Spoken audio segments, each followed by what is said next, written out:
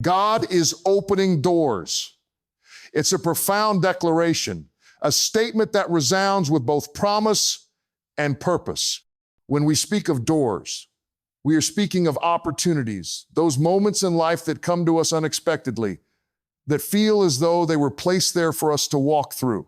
Yet we must remember that not all doors are visible at first glance. Some are hidden behind walls of doubt, obstacles that stand in our way and try to convince us that we are not worthy to pass through them. But let me tell you, God does not deal in impossibilities. He does not operate according to the limitations we sometimes place on ourselves. When God opens a door, he opens it with authority, with power, and with purpose. And if God is opening doors for you, it's because he has something extraordinary on the other side. Now, you may be in a season where you feel like there are no doors. You've been walking through a desert of frustration, hoping for a breakthrough, but all you see is sand and heat. You've tried, you've prayed, you've believed, but the doors seem to be locked or maybe even non-existent. I want you to understand this today. Just because you can't see the door doesn't mean it's not there. Sometimes God opens doors that we cannot immediately recognize. And sometimes the door we're looking for doesn't look the way we expect it to. The story of David is a perfect example of this.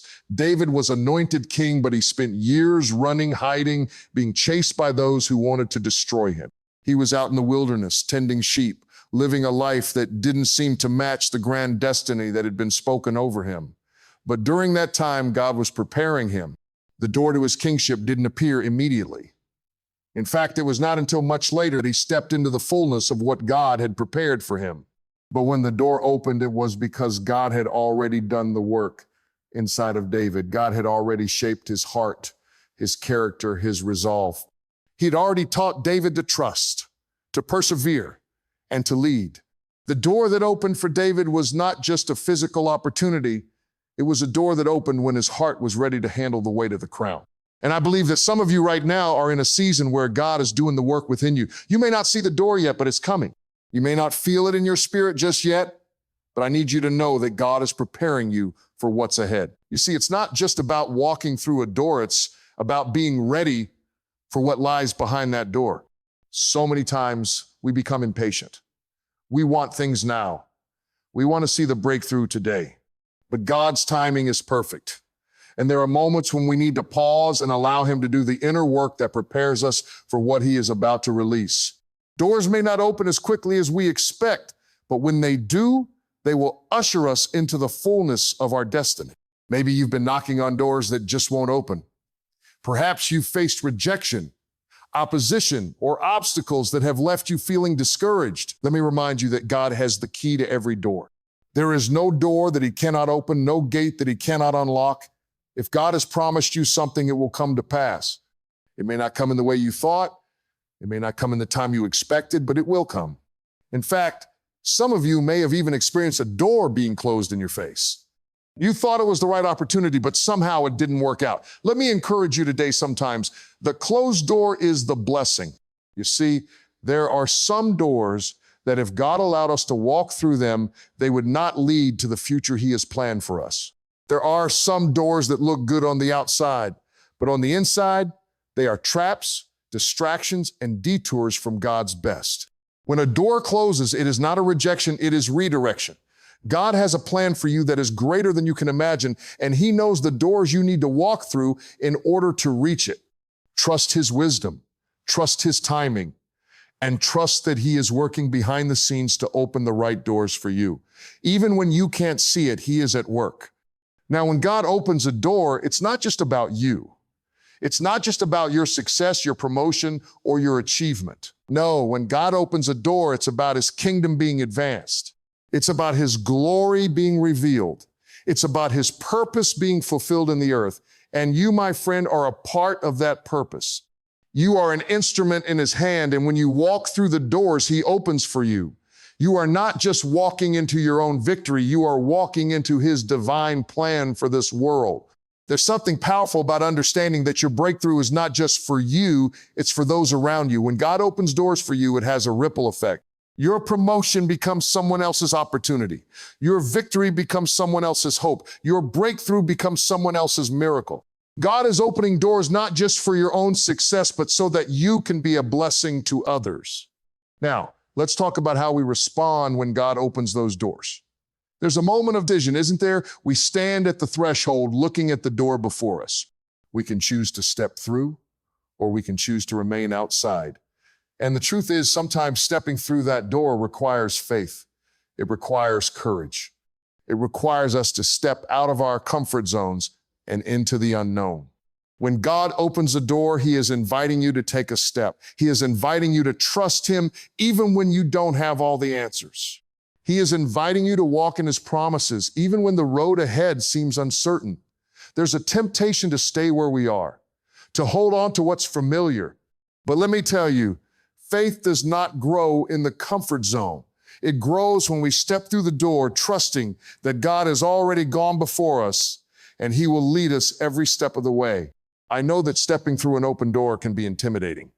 The fear of failure, the fear of the unknown, the fear of not measuring up can all weigh heavily on our hearts.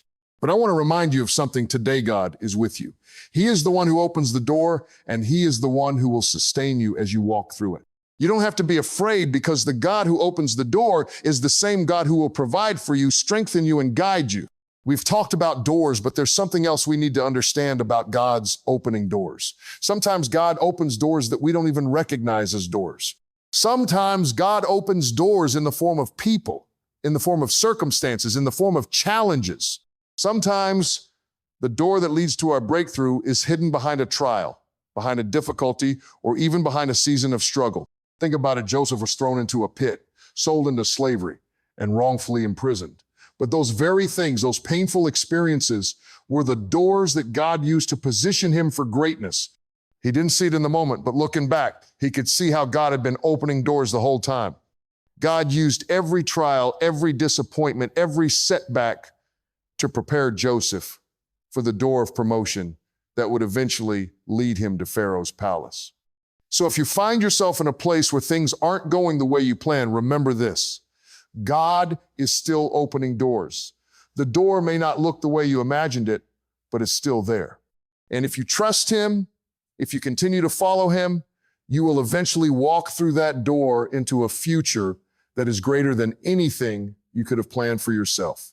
God is opening doors, and He is inviting you to step into the destiny He has for you. Do not be discouraged by what you see now. Trust that God is working behind the scenes, that He is opening doors you cannot yet see, and that when the time is right, He will lead you through them. And when you step through that door, you will know that it was God who opened it, and that His plan for your life is unfolding in ways you never thought possible. Even when you don't see the door, trust that God is working behind the scenes to open it at the right time. His plans are greater than our understanding, and His timing will always align with your purpose. When a door closes, it's not an end, but a divine. Sometimes the door that seems shut is God's way of protecting you and guiding you toward a better opportunity that aligns with His plan for your life. When God opens a door, it requires you to step out in faith, even if you don't have all the answers. True growth and breakthrough come when you trust God enough to walk through the door, even into the unknown. God's timing is perfect. We often hear that phrase, and it's one of those things that sounds comforting, but it's not always easy to understand or believe, especially when we're waiting for something we've prayed for, worked for, and believed it.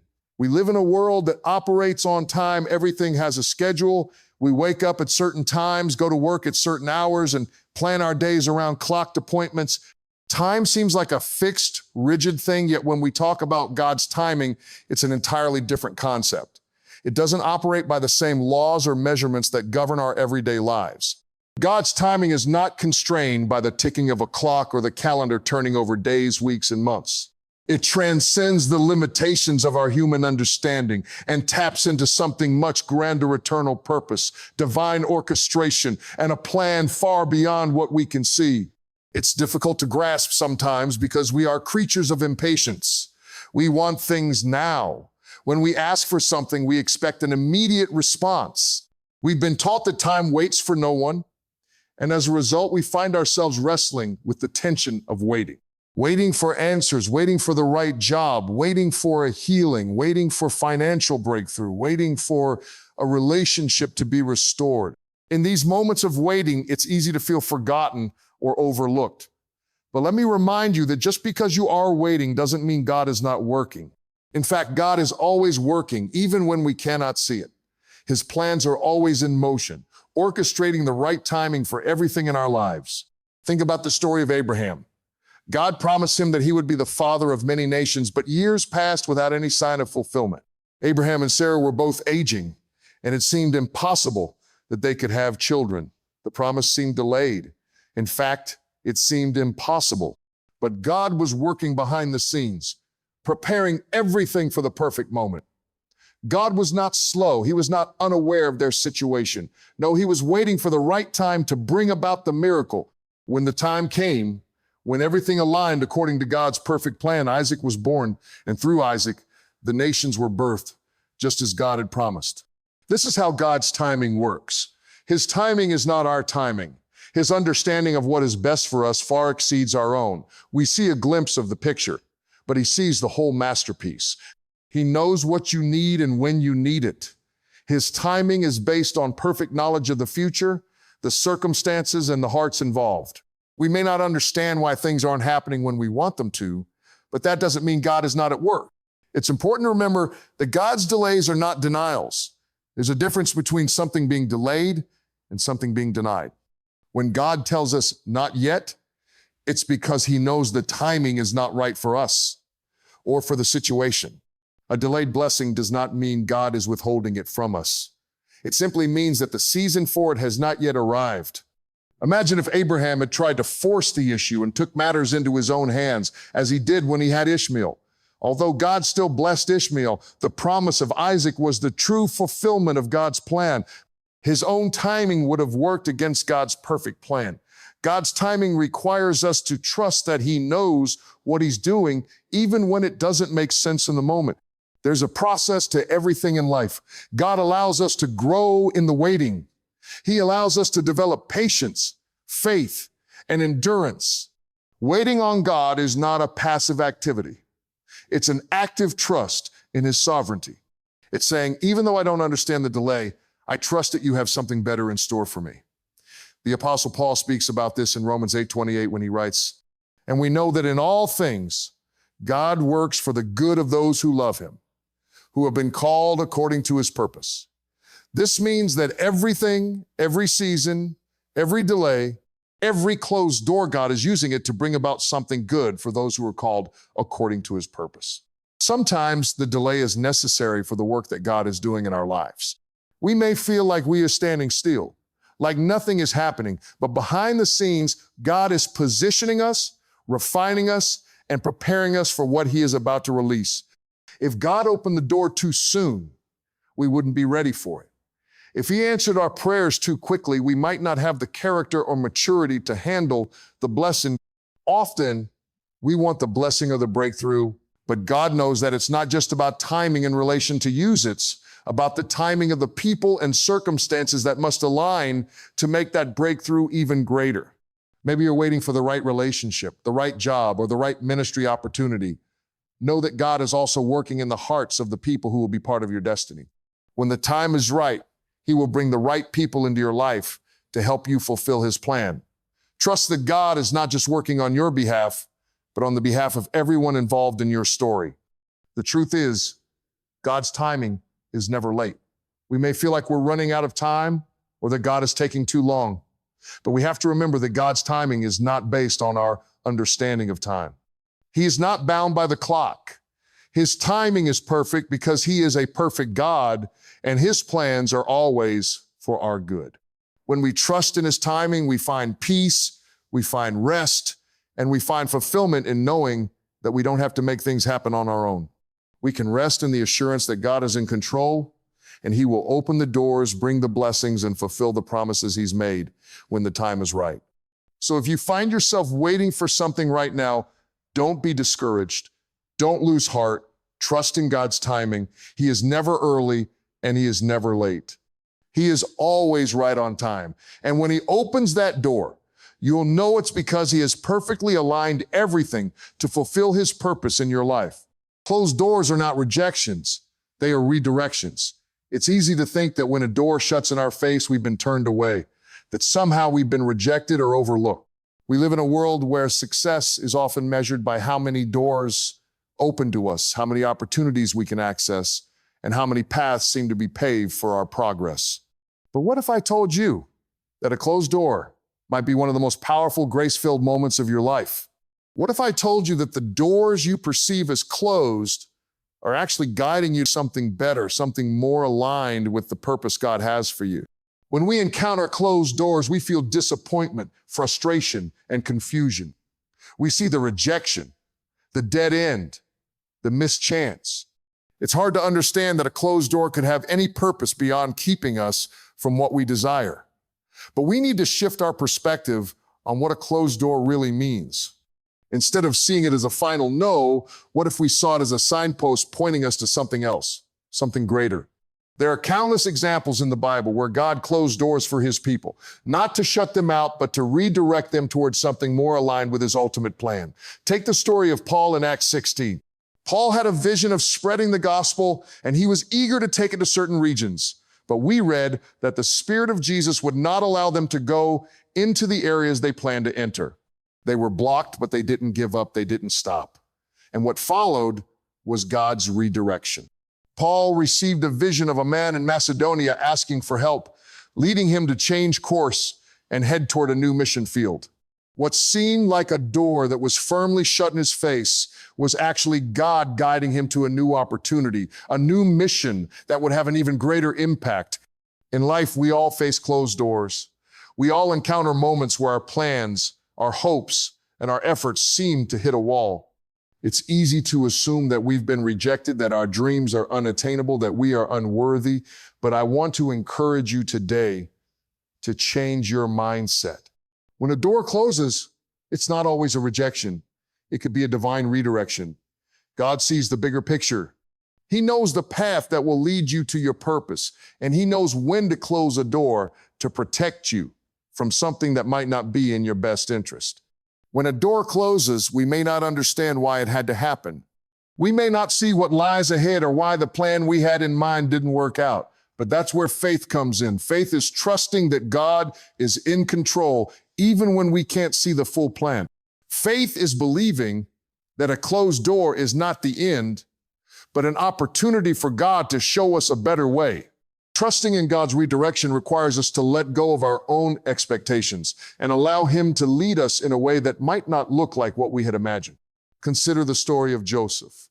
His brothers, out of jealousy, sold him into slavery, and he ended up in a foreign land. It seemed like the doors to his future were slammed shut.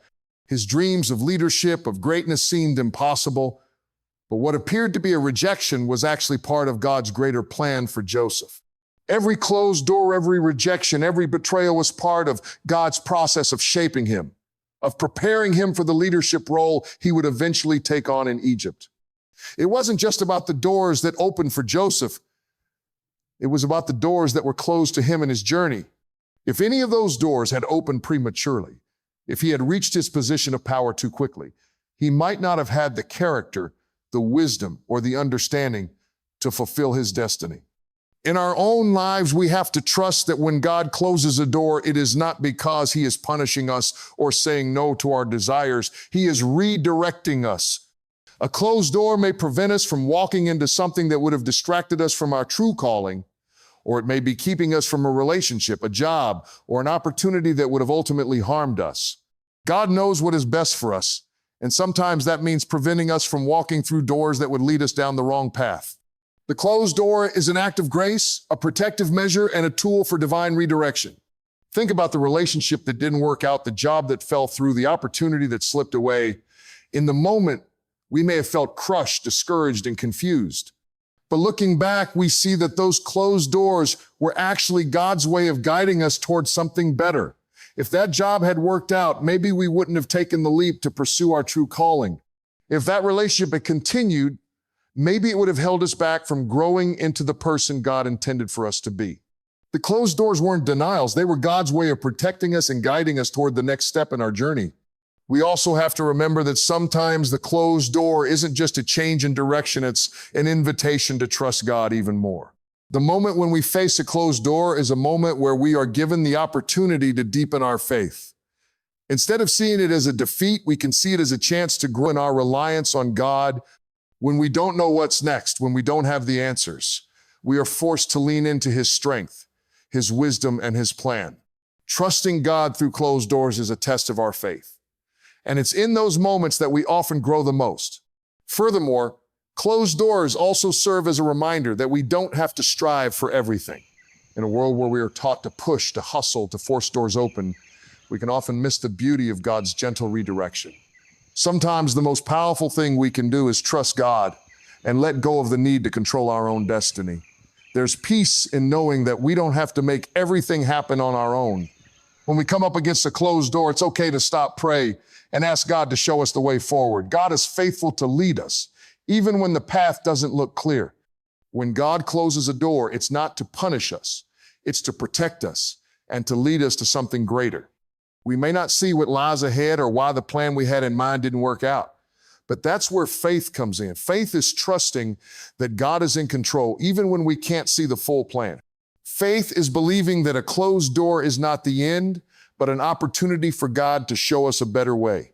Trusting in God's redirection requires us to let go of our own expectations and allow Him to lead us in a way that might not look like what we had imagined.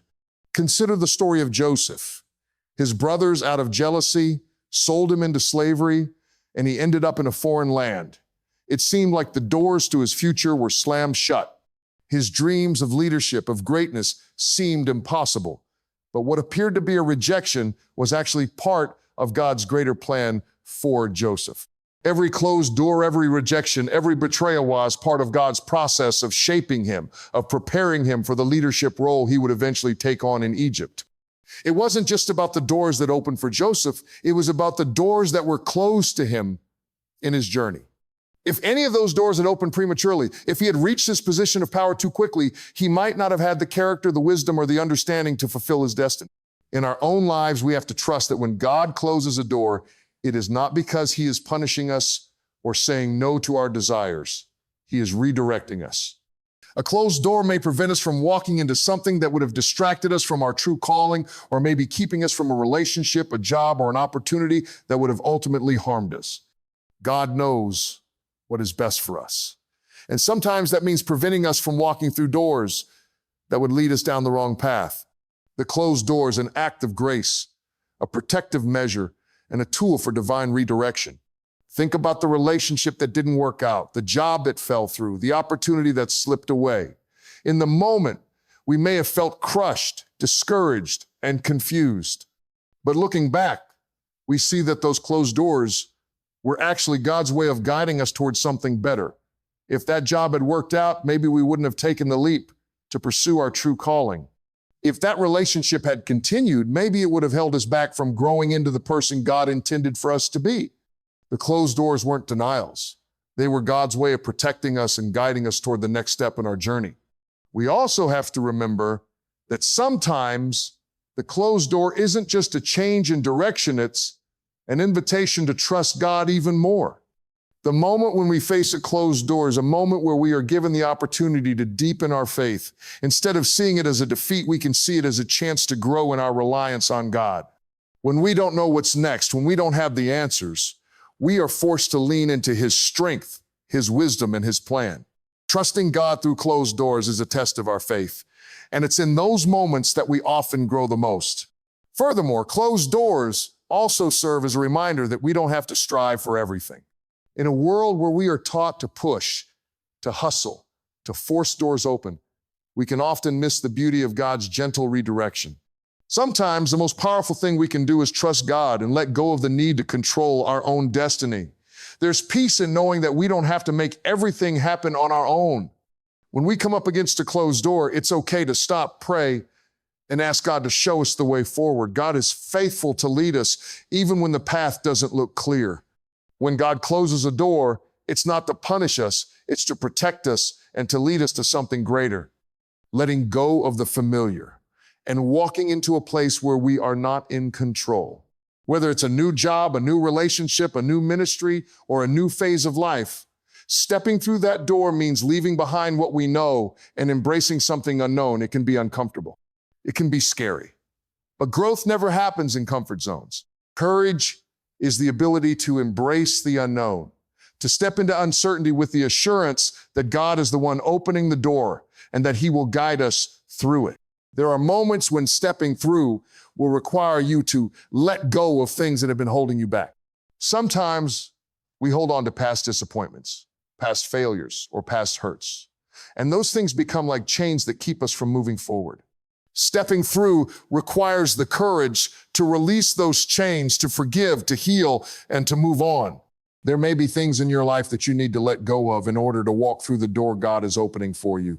It could be a fear of failure, a past relationship, an old mindset, or a comfort zone that has been holding you back from what God has in store. But let me remind you that what is behind you does not compare to what God has ahead of you.